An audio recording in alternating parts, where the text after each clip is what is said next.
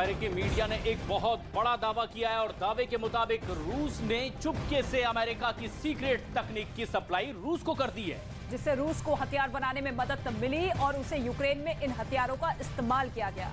मतलब रूस के हथियार में अमेरिका की चिप काम कर रही है। ऐसे ही कई अमेरिकी कंपनियां हैं जिनके बारे में दावा किया गया है कि इन कंपनियों से युद्ध शुरू होने के बाद भी रूस तक सेमीकंडक्टर पहुंचते रहे और रूस के हथियार में इस्तेमाल होते रहे हैं।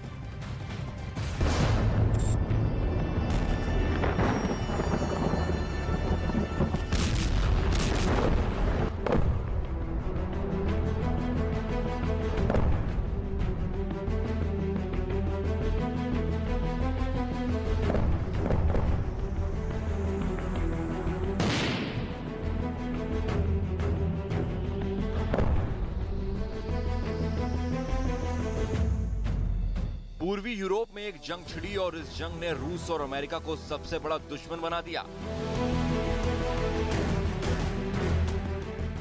जंग से पहले पुतिन और बाइडेन जिनेवा में मिले थे।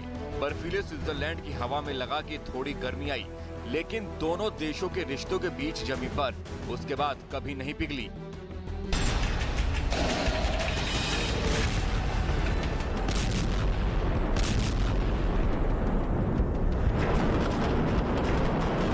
अब नौबत ये आ गई है कि दुनिया की दो सबसे बड़ी परमाणु शक्तियां एक दूसरे से टकराने के हालात तक पहुंच चुकी हैं और काला सागर में ड्रोन हादसे ने वो चिंगारी भी भड़का दी जिससे विश्व युद्ध की शुरुआत हो सकती है।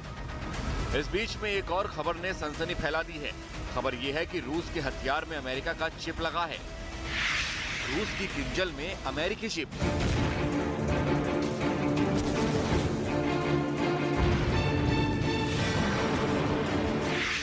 मॉस्को के टैंक में यूएस का सेमीकंडक्टर।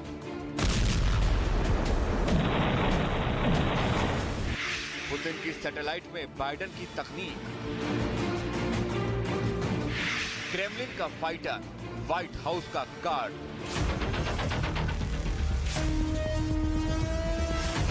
अमेरिकी मीडिया ने दावा किया है कि रूस में अवैध तरीके से अमेरिकी चिप पहुंचाए गए।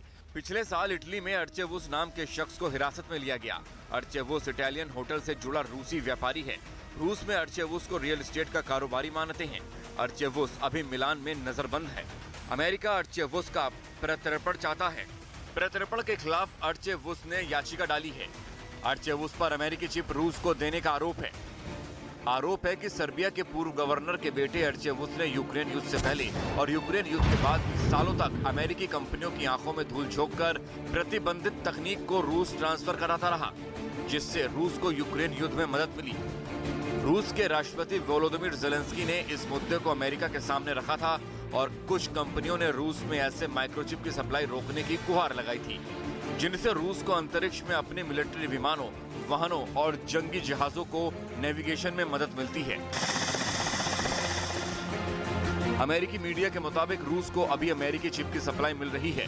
रूस ने इसके लिए अलग नेटवर्क बनाया है, जबकि British think tank royal United services institute के हवाले से अमेरिकी मीडिया ने कुछ कंपनियों के नाम भी जाहिर किए हैं। Analog devices Inc, Texas instrument Inc, microchip technology ink.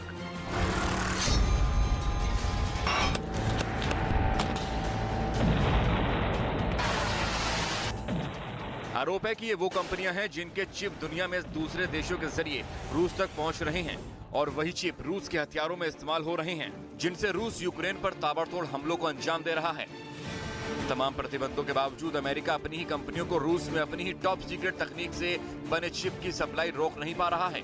अभी तक अमेरिका उस आरोप को हासिल नहीं कर सका है जो नेटो देश इटली के कब्जे में है और जिस पर आरोप है कि उसने सालों तक रूस को अमेरिकी चिप सप्लाई की, जिससे मॉस्को ने कीव पर हमले के लिए हथियार तैयार किए।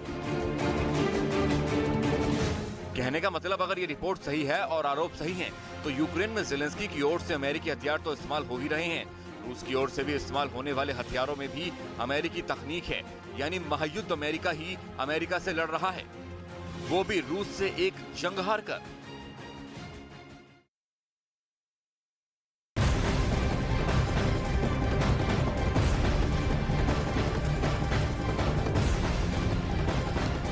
पिछले पिछले साल मई महीने में यूक्रेनी फौज ने रूसी हथियारों का मलबा बरामद किया था और उसके बाद यूक्रेनी खुफिया एजेंसी के एक्सपर्ट्स ने दावा किया था कि रूस के हथियारों में अमेरिकी चिप लगे हुए हैं। जैसे रूस के बरगुल्टी एयर डिफेंस कमांड की अगर बात करें तो उसके रडार में 8 माइक्रोचिप मिले थे।